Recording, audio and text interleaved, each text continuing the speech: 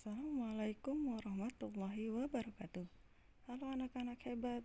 Hari ini kita akan memulai pembelajaran kita melalui daring. Nah, sebelum belajar, mari kita berdoa terlebih dahulu. Berdoa dimulai. Selesai. Hari ini kita akan belajar tema 1, selamatkan makhluk hidup.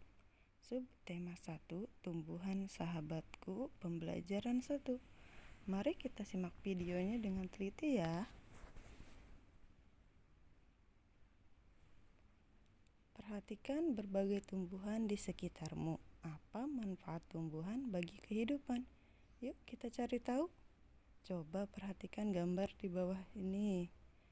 Di sini ada tumbuhan, manusia, dan hewan. Semua makhluk hidup saling membutuhkan. Ternyata tumbuhan dimanfaatkan oleh manusia dan hewan sebagai bahan makanan. Jadi, tumbuhan merupakan sumber kehidupan bagi semua makhluk hidup. Manfaat tumbuhan bagi makhluk hidup. 1. Hewan dan manusia memperoleh manfaat dari tumbuhan. 2. Manfaat tumbuhan bagi manusia antara lain sebagai sumber energi bagi manusia, sebagai sumber vitamin untuk menjaga kesehatan tubuh, sebagai pengikat air tanah, sebagai peneduh dan memperindah kehidupan di bumi. 3. Manfaat tumbuhan bagi hewan, yaitu sebagai sumber energi bagi hewan. 4. Tumbuhan merupakan sumber energi bagi kehidupan manusia dan hewan. Tumbuhan adalah produsen penghasil cadangan makanan dan sumber oksigen untuk bernapas dan melindungi bumi dari sengatan matahari. 5. Beberapa hal yang akan terjadi jika tidak ada tumbuhan adalah manusia dan hewan tidak memiliki sumber makanan dan bumi akan gersang, sehingga kehidupan akan berakhir. Nah, ini adalah manfaat tumbuhan bagi makhluk hidup. Mari kita cari tahu perkembangbiakan tanaman jagung. Setelah mengetahui manfaat tumbuhan bagi kehidupan, Edo ingin belajar lebih jauh mengenai perkembangbiakan tumbuhan. Edo ingin mengetahui perkembangbiakan tanaman jagung. Mari kita cari tahu perkembangbiakan tanaman jagung. Nah, perhatikan, ayo membaca laporan pengamatan Edo. Anak-anak, silahkan kalian nanti stop dulu dan baca teks berikut. Bagaimana jagung berkembang biak. Jagung merupakan salah satu tanaman yang dijadikan bahan makanan pokok di berbagai negara. Salah satunya Indonesia. Di Indonesia, penduduk Pulau Madura menjadikan jagung sebagai makanan pokok. Jagung merupakan salah satu tanaman penghasil karbohidrat yang sangat diperlukan oleh tubuh. Seorang petani jagung memulai pembiakan tanamannya dengan menanam biji jagung. Setelah 3-4 hari, bakal tanaman akan muncul dari permukaan tanah. Tanaman jagung akan lebih tumbuh menjadi besar. 3 hingga 3,5 bulan, buah jagung dapat dipanen oleh petani. Buah jagung yang berbentuk seperti tangkai pada mulanya berupa sekuntum bunga. Bunga jagung memiliki helai-helai rambut halus pada bagian ujung. Pada helai rambut tersebut terdapat tepung sari. Tepung sari akan terbang terbawa angin karena angin bertiup. Tepung sari yang terbawa angin sebagian akan jatuh di kepala putik yang terletak di bagian bawah bunga pada pohon jagung yang lain. Ketika itulah terjadi pembuahan. Nah, anak-anak lanjutkan membaca di paragraf 4 dan 5 ya.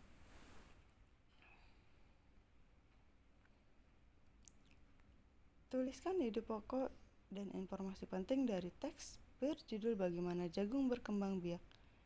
Yang tadi kita baca ya, nanti kalian tuliskan ide pokok setiap paragrafnya. Masih ingat kan? Ide pokok adalah gagasan utama atau masalah pokok yang dibahas dalam suatu paragraf. Pada umumnya, dalam satu paragraf terdapat satu ide pokok. Nah, ini adalah tugas pertama kamu. Tuliskan ide pokok dan informasi dari teks berjudul Bagaimana Jagung Berkembang Biak. Salin diagramnya di buku tulis kalian ya. Nanti kalian boleh lihat teksnya dari slide sebelumnya. Nah, Ibu beri contoh. Contohnya yang tadi Ibu baca di paragraf pertama, ide pokoknya adalah jagung merupakan salah satu tanaman yang dijadikan bahan pangan pokok di berbagai tempat, juga di Indonesia. Nah, nanti kalian tinggal lanjutkan mengisi ide pokok paragraf kedua, paragraf ketiga, paragraf keempat, dan paragraf kelima. Mari kita lanjut. Nah, amati gambar bagian-bagian bunga berikut. Tadi setelah kita mengetahui perkembangbiakan jagung, nah karena perkembangbiakan jagung juga adalah perkembangbiakan bunga, maka kita akan lihat bagian-bagian bunga. Nah, perhatikan. Perhatikan bagian-bagian bunga berikut. Pertama, ada mahkota. Mahkota, kepala sari, benang sari, kepala putik, tangkai, bakal biji, kelopak, dasar bunga, dan tangkai bunga. Nah, ini adalah bagian-bagian bunga. Kita akan lihat perkembangbiakan generatif. Proses. Nah, setelah kalian mengetahui bagian-bagian bunga, kita akan melihat perkembangbiakan generatif.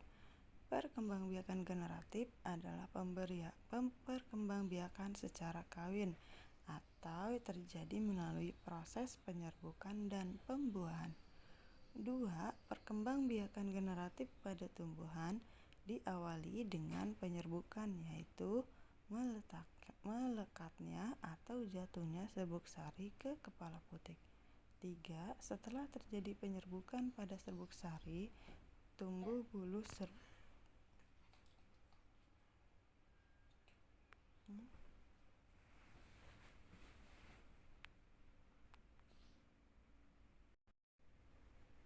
Setelah terjadi penyerbukan pada serbuk sari, tumbuh bulu serbuk sari yang menuju ruang bakal biji. Kemudian serbuk sari akan masuk ke ruang bakal biji melalui bulu serbuk sari. 4. Di dalam ruang bakal biji terjadi pembuahan, yaitu peleburan serbuk sari, sel kelamin jantan atau spermatozoid, dengan kepala putik, yaitu sel kelamin betina atau sel telur. 5. Hasil dari pembuahan disebut zigot. Nah, zigot itu adalah zigot berkembang biak menjadi lembaga. Lembaga berkembang menjadi bakal biji. Bakal biji berkembang menjadi biji dan bakal buah. Kemudian bakal buah berkembang menjadi daging buah. 7. Lembaga yang berada di dalam biji merupakan calon tumbuhan baru. 8. Tumbuhan yang berkembang biak secara generatif antara lain padi, mangga, durian, dan jambu. Kita lihat selanjutnya ya. Nah, ini adalah perkembangbiakan generatif pada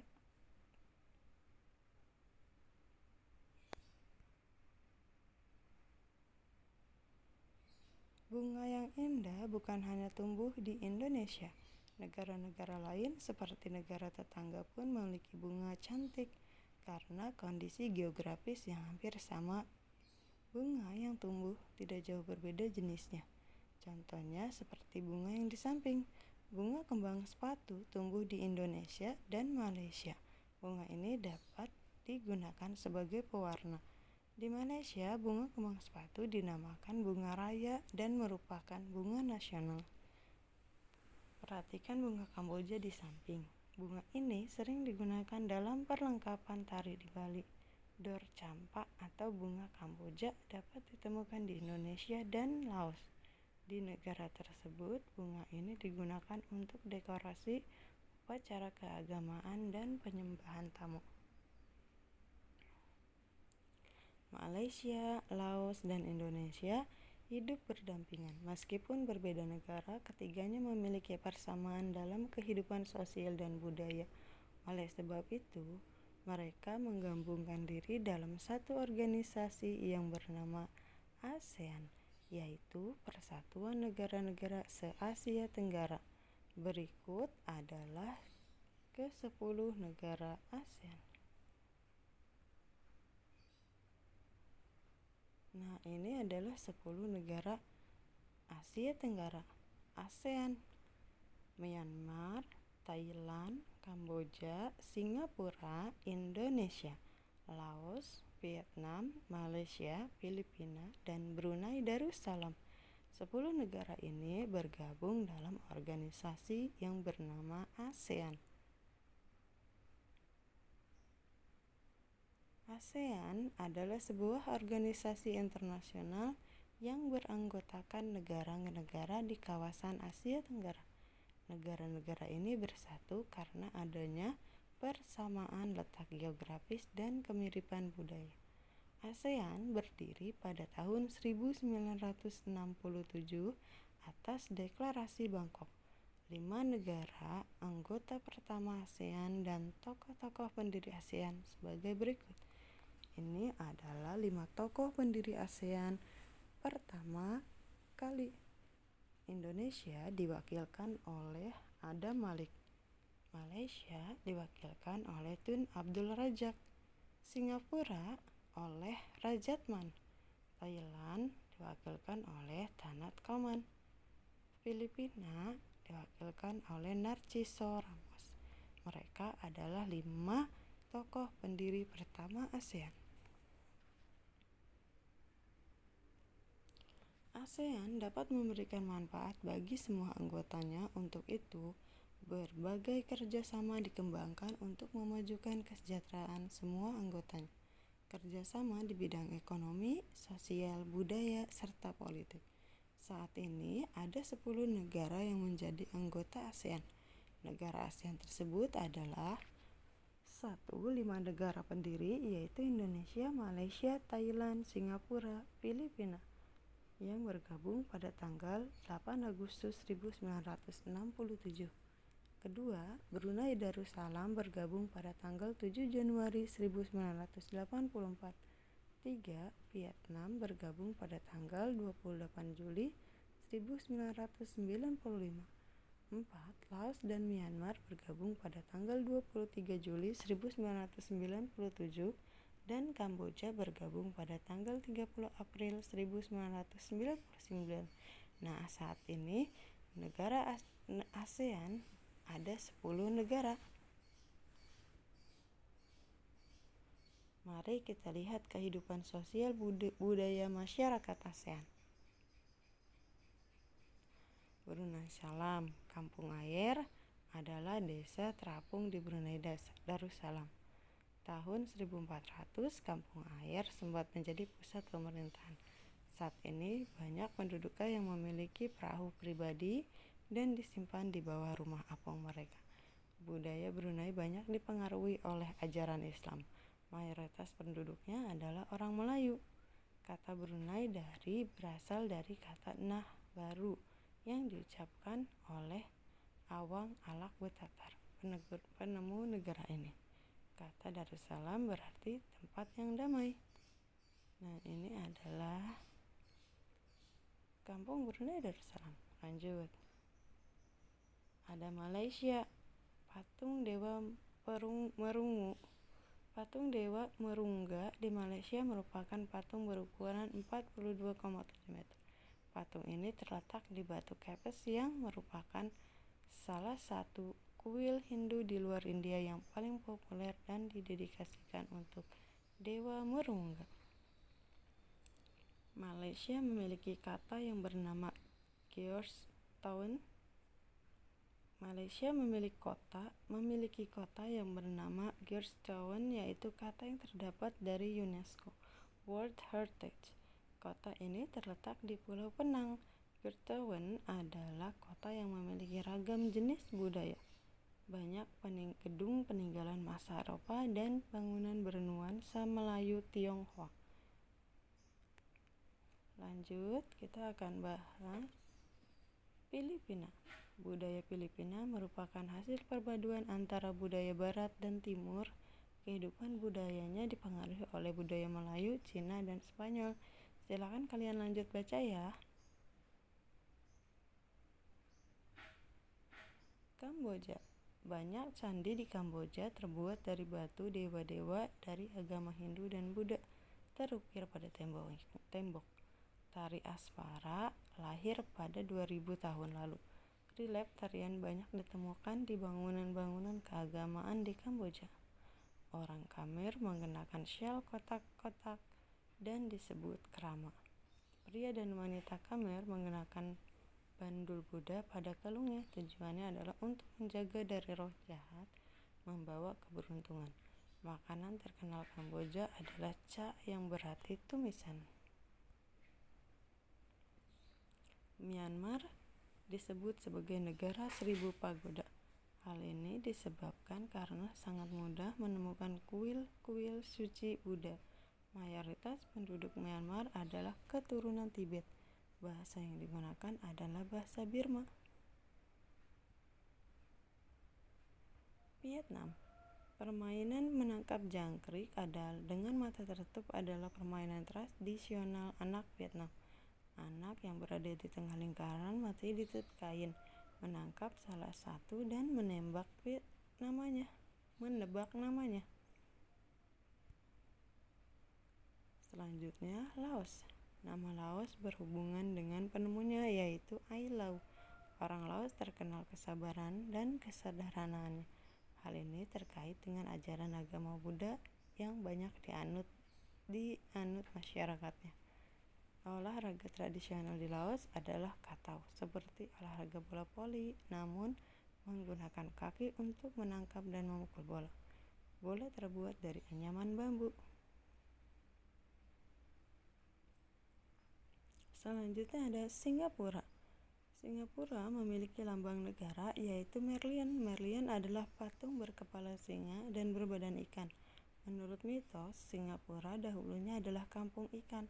Kampung ini bernama Temasek yang berasal dari bahasa Jawa yang artinya lautan. Singapura berasal dari kata Sangsekerta yang berarti kota singa. Penduduk Singapura berasal dari Cina, Melayu, India, dan Eropa. Kaum Baba adalah sebutan bagi keturunan Cina Melayu. Singapura memiliki 4 bahasa resmi, yaitu Melayu, Mandarin, Inggris, dan Tamil. Masyarakat Singapura memiliki budaya jalan kaki. Sekitar 80% masyarakatnya memilih untuk berjalan kaki kemana-mana. Hal ini disebabkan harga kendaraan, yaitu mobil dan bahan bakar sangat mahal. Kepiting cabai adalah makanan yang sangat digemari masyarakat Singapura. Thailand adalah satu-satunya negara ASEAN yang tidak pernah dijajah bangsa Eropa. Bahasa Thai adalah Phat Thai yang artinya tanah kebebasan. Sejak tahun 1800-an, Thailand berubah nama lain Siam dari bahasa Sangsekerta yang artinya gelap atau coklat, dan Thailand.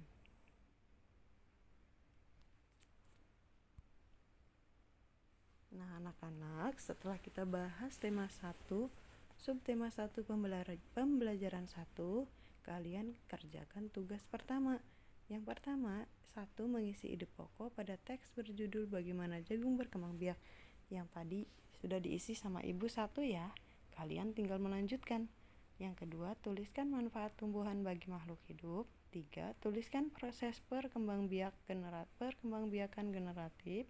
4. Tuliskan 10 negara ASEAN Dan pada tahun berapakah ASEAN berdiri? 5. Tuliskan 5 tokoh dan negara pendiri pertama ASEAN. Selamat mengerjakan tugasnya ya. Kalian boleh mengulang-ulang video pembelajarannya. Semangat selalu anak-anak hebat. Assalamualaikum warahmatullahi wabarakatuh. Terima kasih telah menyaksikan video pembelajaran ini. Jangan lupa kerjakan tugasnya ya.